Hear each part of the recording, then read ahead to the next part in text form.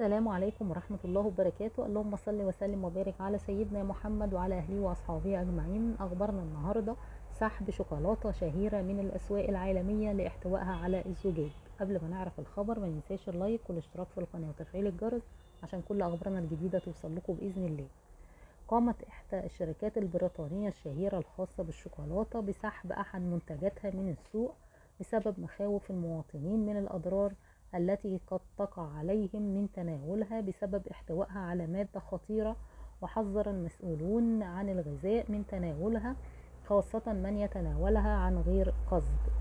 وقال المسؤولون في وكالة معايير الغذاء البريطانية إن منتج إحدى شركات الشوكولاتة البريطانية الشهيرة يمكن أن يسبب الضرر إذا استهلك عن غير قصد، وذلك بسبب احتوائه على قطع من الزجاج. وأوضح المتحدث باسم الوكالة إن احتمال وجود الزجاج بيجعل هذا المنتج غير آمن للأكل، ويتم بيعه في الشركة الخاصة به ومتاجر جون لويس وعلى الإنترنت.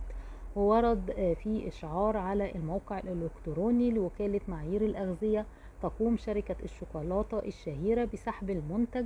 سيتم عرض إشعارات نقاط البيع في جميع المتاجر بتشرح هذه الإشعارات للعملاء سبب سحب المنتج، تخبرهم بما يجب عليهم فعله إذا قاموا بشرائه. وجدير بالذكر أن هناك بعض أنواع الشوكولاتة المتواجدة في الأسواق بتحتوي على نسبة من بذور نبات الخشخاش المخدرة والمباح استخدامها وتناولها في أوروبا وأمريكا.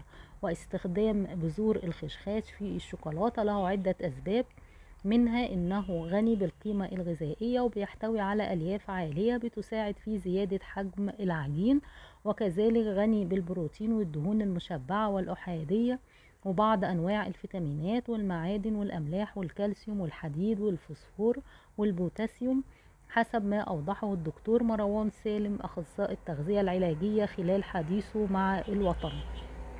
وأن هناك أنواع من الشوكولاتة والكيك بالأسواق تدخل في صناعتها بذور الخشخاش، وهي بذور زيتية بتستخرج من نبات الخشخاش الذي يستخلص منه الأفيون وبعض الأدوية والمسكنات، مضيفا أن تلك البذور بتعالج كيميائيا وبيتم تداولها على نطاق واسع في أوروبا وفق الدكتور مروان سالم.